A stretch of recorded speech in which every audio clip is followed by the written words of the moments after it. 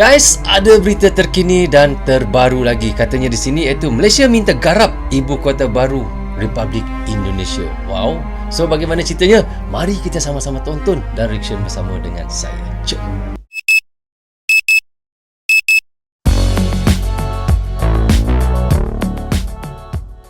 Hai guys, Assalamualaikum. Apa khabar semua? Berjumpa lagi kita di dalam Brozul Channel guys. Apa khabar anda orang Indonesia, orang Malaysia, orang Brunei, orang Singapura dan di seluruh dunia?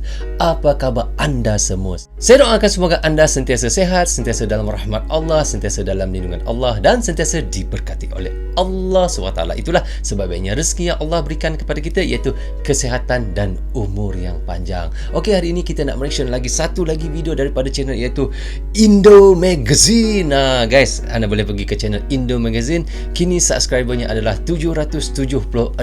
Sangat banyak guys. Hampir sudah hendak pergi ke 1 juta. Tapi anda support juga guys. Klik butang subscribe-nya dan klik butang loceng tanda sokongan anda juga kepada Indo Magazine. Tak rugi guys kerana ia gratis. So, tajuk yang kita ingin reactionkan hari ini adalah iaitu Malaysia minta garap ibu kota baru Republik Indonesia. Rusia bangkit. S550. Taiwan beberkan rencana hadang China. Wow, banyak berita dalam satu konten ni guys. Ada 3 guys, ada 3 berita. So, untuk kita sama-sama menonton, mari kita sama-sama mereaction bersama dengan siapa guys? Mereaction bersama dengan Brozul Channel. Saya memohon kepada ini adalah Perdana Menteri Malaysia guys. Presiden dan pemerintah Indonesia sedang membangunkan Kalimantan. Ismail Sabri. Saya memohon supaya usahawan Malaysia ataupun bisnes perniagaan, ahli perniagaan Malaysia boleh terlibat sama di dalam pembangunan di Kalimantan. Wow.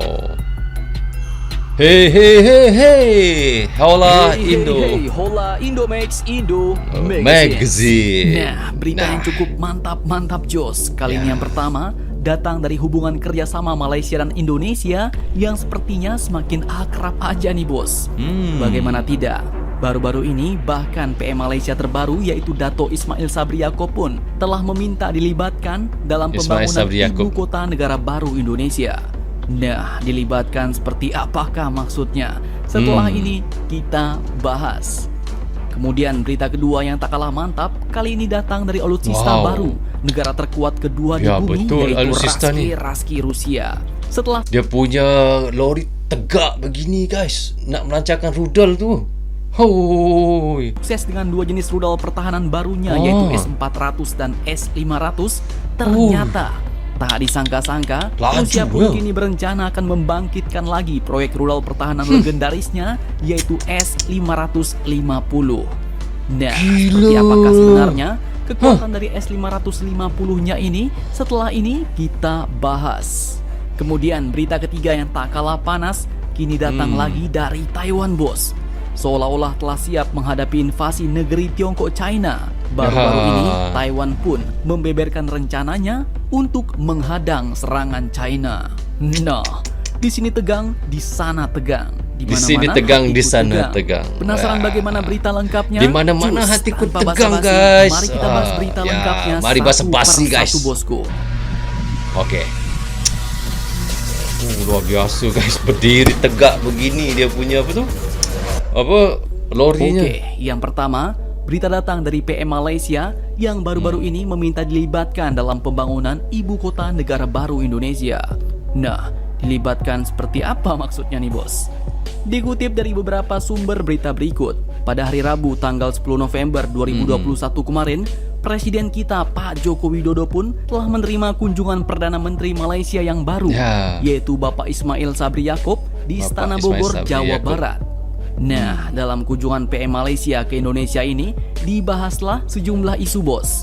Dan salah satunya yaitu rencana Indonesia untuk memindahkan ibu kota negara dari Jakarta ke Kalimantan Timur. Kalimantan Dan Timur. terkait hal itu, PM Ismail pun berkata, bahwa saya memohon kepada Bapak Presiden oleh karena Bapak Presiden dan pemerintah Indonesia sedang membangun Kalimantan yang memang bersepadan dengan Malaysia, yaitu Sabah dan Sarawak. Sabah dan Sarawak. Saya memohon supaya usahawan-usahawan Malaysia ataupun bisnis perniagaan, ahli perniagaan di Malaysia boleh terlibat bersama di dalam pembangunan di Kalimantan, ujar beliau. Bermakna apabila ibu kota baru yang di Kalimantan itu kan, ibu kota baru Indonesia yang di Kalimantan tersebut, Bapak Sabri memintalah mana-mana peniaga-peniaga yang ada di Malaysia boleh untuk melabur ataupun boleh untuk berniaga sekali di iaitu ibu kota baru Indonesia tu tak tahu perniagaan apa, tak tahulah yang penting orang Malaysia boleh masuk ke dalam ibu kota baru Indonesia itu untuk berniaga, maksudnya menjual apa-apalah, yang penting boleh dijual lah guys. Begitulah lebih kurang maksudnya. Nah, ternyata PM Malaysia ini pun meminta agar usahawan-usahawan dan pebisnis Malaysia ikut dilibatkan dalam pembangunan ibu kota negara baru kita nih, bos. Betul. Wah, kayaknya proyek ibu kota baru negara kita ini jadi sumber cuan nih, bos. Saya pun mau satu kedai kat situ guys, toko di situ untuk berniaga di ibu kota baru Indonesia tu guys. Doakan guys, bercanda. PM Ismail pun menilai bahwa pemindahan ibu kota negara Indonesia ke Kalimantan Timur merupakan langkah tepat. Karena Malaysia sendiri pernah memindahkan ibu kotanya dari Kuala Lumpur ke Putrajaya. Ya, dan betul. PM Ismail pun mengaku siap berbagi pengalaman terkait hal ini, bahkan terlibat dalam pembangunan ibu kota negara baru Indonesia tersebut. Betul guys, kalau ikutkan kita punya ibu kota yang kata macam mana kata sebab Kuala Lumpur sudah terlalu padat dan terlalu sesak. Jadi kita punya Perdana Menteri Malaysia yang keempat iaitu Dr. Mahathir dia telah mengalihkan iaitu ibu kota yang baru ke Putrajaya lah.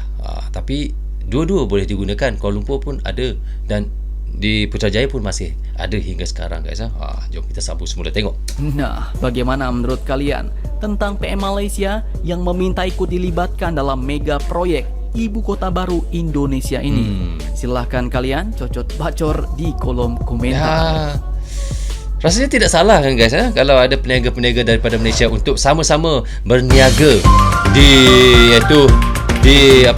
ibu kota baru Indonesia di Kalimantan tersebut kerana kita berniaga sama-sama. Oke, kemudian berita kedua yang tak kalah panas kini datang dari Raski Rusia, negara terkuat kedua di dunia setelah Amerika. Amerika. Rusia pun kini dikabarkan akan membangkitkan kembali proyek rudal pertahanan S-550 canggih yang memang belum pernah dilihat sebelumnya, bos. Ya, belum pernah tengok. Saya pun tak pernah tengok guys. Pertahanan Rusia yaitu Sergei Shoigu pun mengatakan bahwa perintah itu datang dari sang presiden yaitu Vladimir Putin pada saat pertemuan baru-baru ini dengan para petinggi militer Rusia.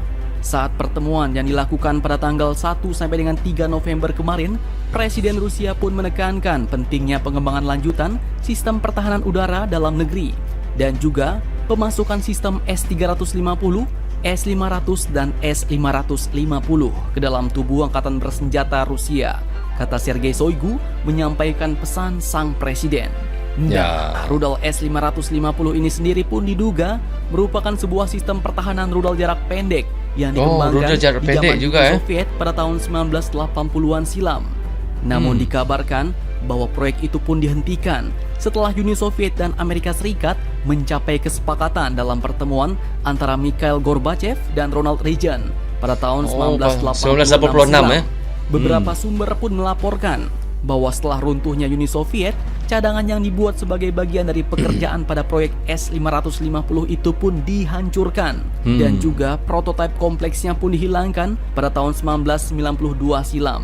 Dan sekarang kabarnya rudal pencegat legendaris di zaman Uni Soviet ini pun akan dibangkitkan kembali, bos. Apakah nanti S-550 ini akan tetap menjadi rudal pencegat jarak pendek yang mematikan, ataukah jangkauannya dan kekuatannya akan melebihi rudal S-500 saat ini?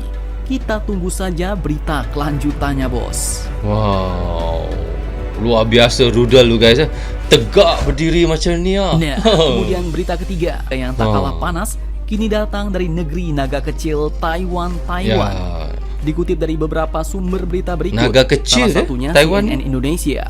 mewartakan bahwa Taiwan baru-baru beberkan ini, rencana lawan serangan ternyata China. Taiwan pun telah membeberkan rencana mereka untuk melawan serangan China yang diduga bakal merebut kedaulatan Taiwan. Nah, artinya Mami Tsai Ing-wen pun udah siap-siap nih bos untuk menghadang geberan China Tiongkok. Kementerian Pertahanan Taiwan pun membeberkan rencana tersebut dalam laporan strategi militer 2 tahunan yang dirilis pada hari Selasa kemarin, 9 November 2021. Dalam rencana itu pun dikatakan bahwa kelemahan PLA atau tentara China adalah saat fase transit di laut. Maksudnya saat pasukan China menyeberangi Selat Taiwan, bos. Nah, di saat genting itu dikatakan bahwa pasukan bersenjata Taiwan harus mengambil kesempatan penting ini dari penghalang alami Selat Taiwan dan berjuang dengan cara yang tangguh. Kemudian menurut Kementerian Pertahanan Taiwan, Taiwan pun tak harus membatasi diri menunggu China mendarat melewati selat, tetapi harus juga menggunakan langkah-langkah yang dapat memaksa musuh mengumpulkan pasukan di lapangan terbang atau pelabuhan yang lebih jauh dari daerah yang berlawanan dengan Taiwan. Mengingat keunggulan luar biasa China dalam hal tenaga kerja dan sumber daya, Taiwan pun berencana menggunakan taktik asimetris untuk melawan PLA Army, yaitu dengan cara melawan operasi udara China, menggunakan rudal dan menyerang kapal besar China dengan kapal-kapal kecil, cepat dan tangguh. Mungkin maksudnya dengan kapal-kapal KCR nih bos, kapal cepat rudal. Taiwan pun dikatakan juga akan menggunakan rudal jelajah defensif, ranjau darat dan laut untuk mencegah upaya China mendarat di Pulau Taiwan. Nah, bagaimana menurut kalian tentang rencana Taiwan dalam melawan China ini, bos? So guys, kita dah tonton dan reaction sama-sama tadi. Bagaimana katanya di sini? Saya ulaskan satu cerita saja guys, iaitu tentang Malaysia minta garap ibu kota baru Republik Indonesia. Seperti yang saya katakan tadi masa reaction, iaitu Dato' Ismail Sabri Yaakob meminta kepada bapa Presiden Jokowi untuk membenarkan peniaga-peniaga daripada Malaysia juga untuk berniaga ataupun berbisnes lah di dalam ibu kota baru Indonesia. Wow, sangat bagus juga cadangan itu guys, kerana kita boleh untuk sama-sama berniaga, sama-sama maju dan sama-sama mencari rezeki di ibu kota baru tersebut guys. Itulah sebab baiknya antara kita, kerana kita adalah satu negara yang sama-sama satu serumpun, seperti adik-beradik. Begitulah sebab baiknya untuk Indonesia dan Malaysia guys. So kita doakan sama-sama guys, semoga Indonesia dan Malaysia akan terus sama-sama maju dan sama-sama naik dan sama-sama kita berkembang di dalam satu serumpun. Okey guys, sampai di sini saja untuk reaction saya kali ini. Semoga manfaat untuk kami di Malaysia dan untuk anda di Indonesia juga. Jangan berhenti menyokong Brozul Channel.